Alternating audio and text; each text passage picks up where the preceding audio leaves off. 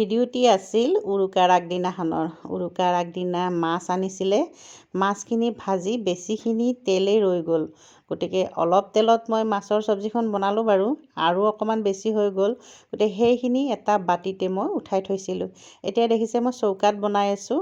চৌকাত ঠাণ্ডাৰ দিনত বাকীখিনি চব্জি যি নহওক, দালি হওক, মাছ মাংস যিয়ে নহওক, চৌকাতে বনাই গাঁৱত।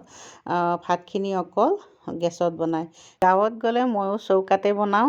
চৌকাত জুইৰ ওচৰত বহি ঠাণ্ডাৰ সময়ত এনেকৈ বনোৱাৰ মজাই বেলেগ। গতিকে দেখিছে কেৰাহীত সেই ভজা তেলখিনিয়ে দিলোঁ আৰু এটা ডাঙৰ চাইজৰ পিঁয়াজ কাটি দি দিলোঁ, এটা শুকান জলকীয়া দুচিঙা কৰি দি দিলোঁ। সেইখিনি অকণমান ভজা যোৱাৰ পিছতে ইয়াত দেখিছে নীলকচু সৰু সৰুকৈ কাটি দি দিছোঁ।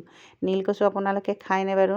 মই মাজে সময়ে মাছৰ মূৰেৰে, সৰু মাছেৰে এনেকৈ বনাই খায়ে থাকোঁ। আমাৰ গাঁৱৰ ঘৰতো আছে, মোৰ ইয়াতো আছে, গতিকে এনেকৈ বনাই খায়ে থাকোঁ। লগত এটা বেঙেনাও দি দিছোঁ। বেঙেনা আপোনালোকে নিদিলেও কথা নাই, মই দি দিলোঁ, কাৰণ বেঙেনা দিলেও খাই সোৱাদ লাগে। অকল সুদা এনেকৈ কচুৰে বনালেও বহুত ধুনীয়া লাগে, গতিকে বেঙেনাটো বাৰু অপশ্যনেল হয়। এতিয়া দেখিছে মই জোখমতে হালধিও দি দিছোঁ। অকণমান সময় এতিয়া ভাজি থাকিম। এইখিনিতে দেখিছে অকণমান সময় ভজাৰ পিছতে মই আদা নহৰু আৰু কেঁচা জলকীয়া 3টামান পিচি দি দিছোঁ। এইখিনিৰ কেঁচা গোন্ধটো যোৱালৈকে কিছু সময় ভাজিম।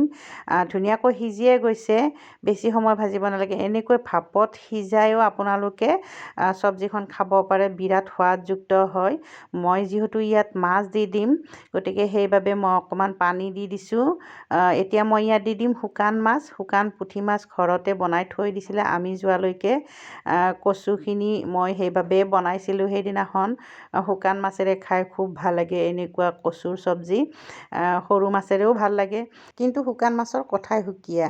এয়া দেখিছে মই এচামুচ জিৰা গুড়িও দি দিছোঁ। এইখিনি এতিয়া লৰাই দি কিছু সময় ঢাকনিখন লগাই দিম।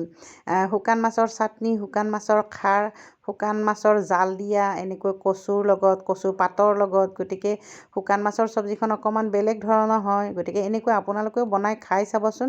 এয়া দেখিছে ইমান ধুনীয়া হৈছে, খাবলৈও বিৰাট সোৱাদযুক্ত হৈছিলে।